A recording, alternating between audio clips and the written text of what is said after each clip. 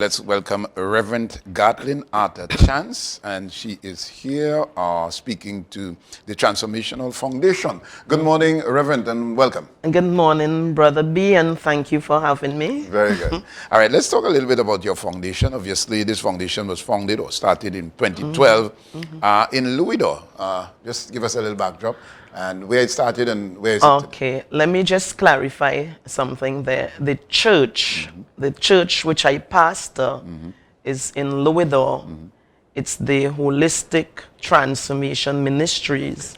The foundation, however, the Transformation Foundation, which was at first the Holistic Transformation Foundation. Yes. At first, as in 2012. It really started where we live at Shilfan Road. That's where we had the first office, at Shilfan Road. Very good. All right, so, and just tell us about, of course, so it's a church. Is it affiliated? Well, it's not affiliated to PAWI. And just tell us about... Yeah, the church is affiliated to PAWI. Okay. But there is a line between the church and the foundation. The foundation started before I became a pastor.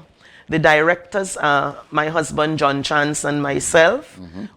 After I finished my studies in Bible school and that kind of thing, I never really wanted to be a pastor, but I've always had a desire to help. Right. I want to help people. So we decided together, let's start a foundation so that we would be able to help. Because, you know, as a believer, as one who loves God, you know, one of the main things that you do is to love others. One of the things that he said in his word is that you must love the Lord thy God with, I know you will know that, and love others as you love them well, yourself. I preach that every day. Right. Every child is your child. And if you have love, and love thy neighbor as thyself. Good. And if you do that, then everything else will be all right in the world. Exactly. All right, so let's get into the role of the foundation. What does it do? Obviously, loving others, maybe charitable work. Tell us about what you do. I want to say that, you know, the Lord gave us a model of generosity. God gave us that when he gave his son. And obviously, it is required of us that we give, you know. So the foundation was set up. I've been a teacher since I was about 18 years. Okay. You know, I'm now retired, thank God, after 35 years. Wow.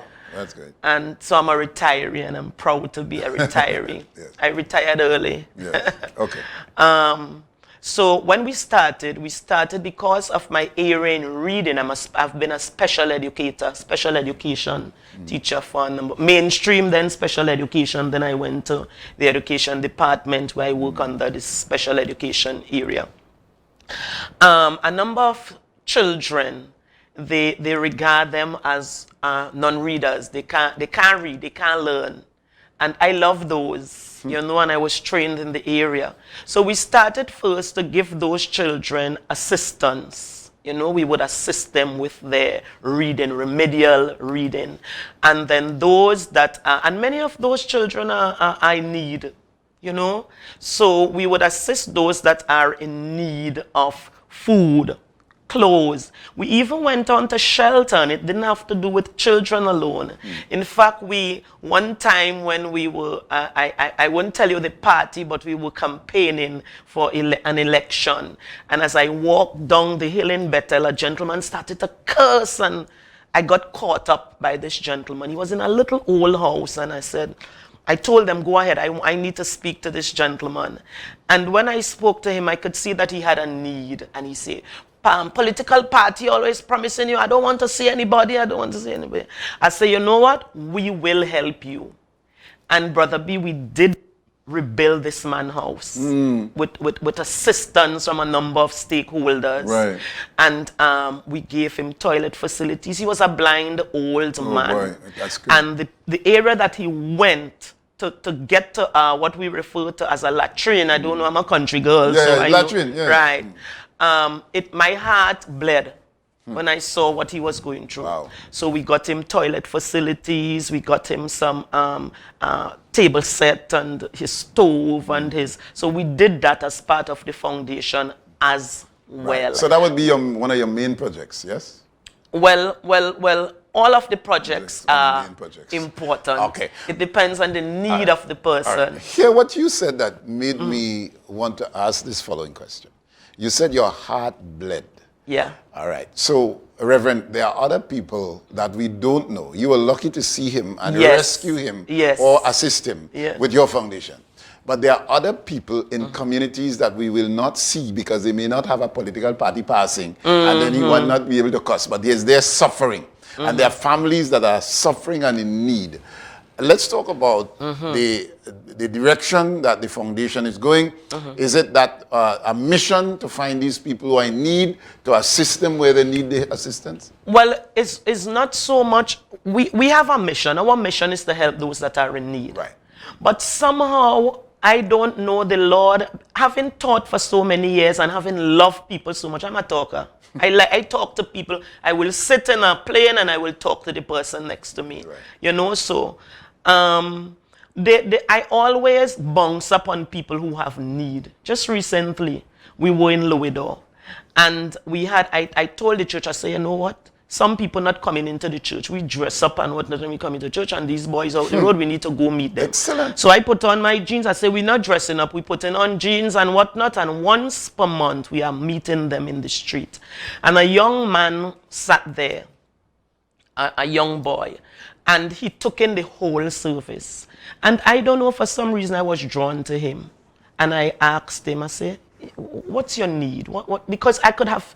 You see, when people are drawn to God, it's because there is some reason, very often.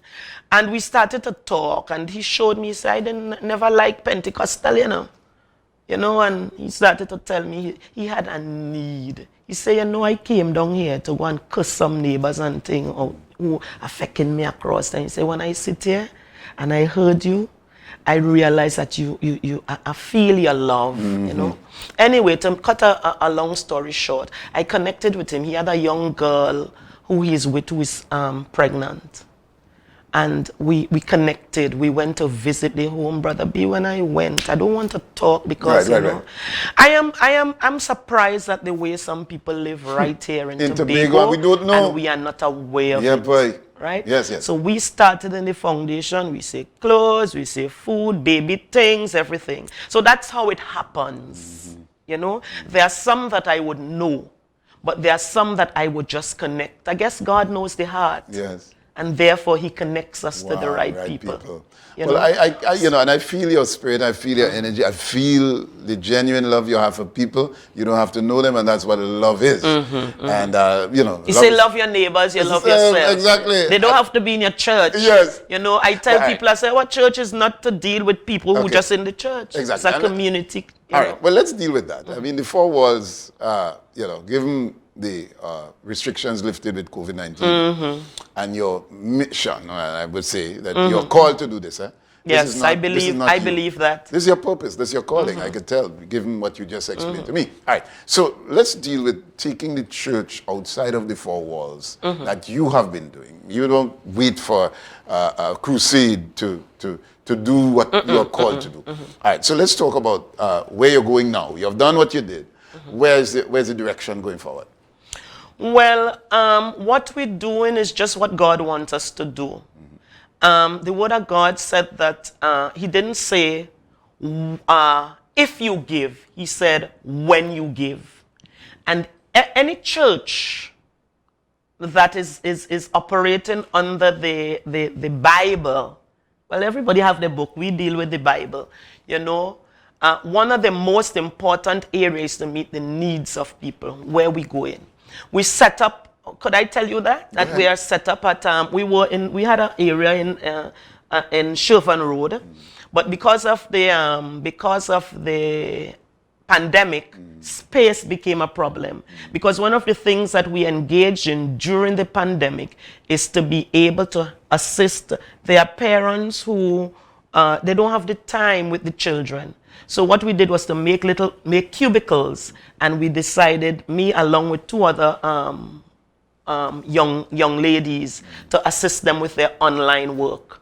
You know, so we had to move from there now to another space. Now we are at the Bethany Main Road, you know, where Yes. Extreme Glass Tech is, just at the bottom there. So we have a larger area so that we could, the spacing as it relates to the protocols, you know. And we had been helping them, and now they have gone out to school. So on what came out of that is okay. On afternoons, because of the cubicles that we still have, we can't do many because COVID is still with us. So we do a few of them. They come, we pick them up, you know, and we take them to the foundation and we help them with their homework. And I've been a teacher all my life, so we do remediation. Very good. We raise funds once per month because we're not a rich organization, but God is once you give, you see, one of the things that I understand is that the giver is more blessed than the one who receives. All right. But let's talk a little bit about affiliated or support that you may get from corporate. Do you apply? Do you seek support? Do you ask for support? And if well, we have been, many people don't know about the Transformation Foundation, you know, because we have not been one that have been out, you know, because we give as much as we can. We are not one of those big conglomerates, you know. We give as much as we can, and we try not to boast about giving. You know, you don't lay a right and exactly. know it, Yes, good. but with the pandemic, we found that we need it because there are some people that are affiliated. Well, we have a whole structure, the director, the secretary, we have that structure and we are registered and that kind of thing. So there are some persons who just support. They know me or they know my husband. And they give. And they would just give. I have some friends abroad, you know, we went to school together and whatnot, and they know about it and they would send barrels with books and clothes. Sometimes the clothes don't have to be new clothes. Some are new, but some are lightly worn. You know, they send clothes and they, you know, and people just give. All right. You mentioned about literacy. You know, we have a problem. An issue. Adult literacy, functional literacy. You know, that needs.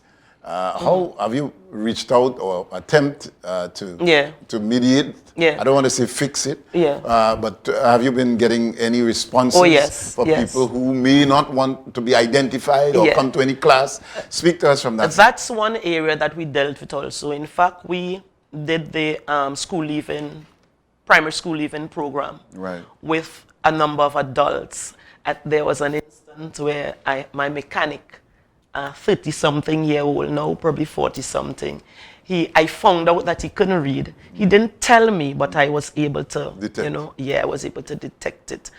And I spoke to him. I said, look, we have in classes and you could come, And one of the things that I do is to show them, look, you may have a deficiency, but I have one too because I'm wearing. If I take off my glasses, Brother B, I can't see your eyes good. Really? And I tell them I have astigmatism. All of us have deficiencies, and some of it you don't see. And he came to the class. I have taught big men and women to read who didn't know that A was A. That particular young man now has a certificate in primary school leaving. Wow. But Brother B, that went down. We don't want to go there. We don't want to go there. Great. But that is an important area for those who did not have the privilege of O levels and that kind of thing. People could still be helped now. There are people who would want to assist, I'm sure, and there are people who would want help in whichever area that you're offering. How can they contact you? Well, or the foundation, rather. Yeah, the foundation is located at the Bethany Main Road. That white building on the left, if you're coming from the Shervan Road area after Morset Compound, that right building on the right, it's at the top is the Extreme Glass Tech. We are on the ground floor. There's a big sign in the road. If you're coming from the other direction, then it's after the Bethany Church, just on the left there. And then our numbers are there, 485 6465 6465 or 774 0459 0459. Okay, fine. And of course, and how do you, right, let's say somebody calls in and say they want help, and when you go, they really don't need help. They're just greedy and gluttonous, should we say? And that's a sin. But anyway, there are people who would, cry for help when they really don't need. And the people who really are in need will not cry. Because there's that pride in the Tobago culture that the person needs help but don't know how to reach out or to cry for help. How do you define, or how do you pick them, as it were? Well, one of the main things that we do not give because we want to be seen, or because, yes, it may be innate in me, because of God. We give because of the love of God. Yes. God said to give, and you want to be obedient, and the love for humanity. If one of the things that we do in the foundation too is that we make sure that we let people know that God loves them. So we tell them about God. So if somebody reaches out to me and they don't really need help, I am happy when people reach out to me, because that gives me an opportunity to minister to them. Exactly. There were persons who followed Jesus, when he walked the earth, not because they wanted to hear his word, but because they wanted the food. Now, there are some people who just want and want and want. We have met those people, and we give, but we understand how we will give and how much we will give, because we would understand the intensity of the need. So I am not, by nature, want to make people feel badly.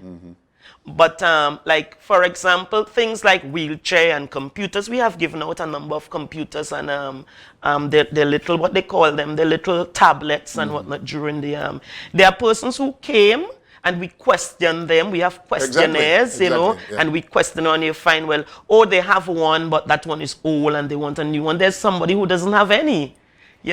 So we will, in a very nice way, probably give them something, but you still find a way to detect the need. Excellent.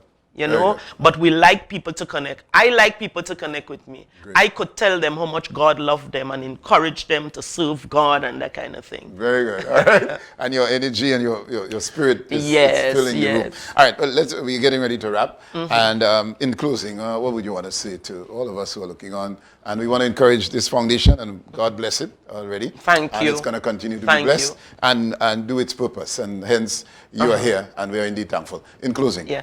I just want to let the people of Tobago, or whoever is hearing me, know that people say there are not needy people in Tobago. There are needy persons in Tobago. I bounce up with them all the time. Right. Recently, we gave wheelchairs to a twin at Bloody Bay, and they were born with a condition called osteogenesis imperfecta. So they have brittle bones, and there is a need. The mother is a single parent, and she has 4 children, and she had the need for wheelchair. Well, recently I saw where the new THA they were giving out, but some of these people, many of these people are very withdrawn and held back. They wouldn't come. They hold back. And they are ashamed. Yes. So there is a need for persons, even within the government now, to get into the communities and to seek out these people. Some of these people are ashamed. Wow.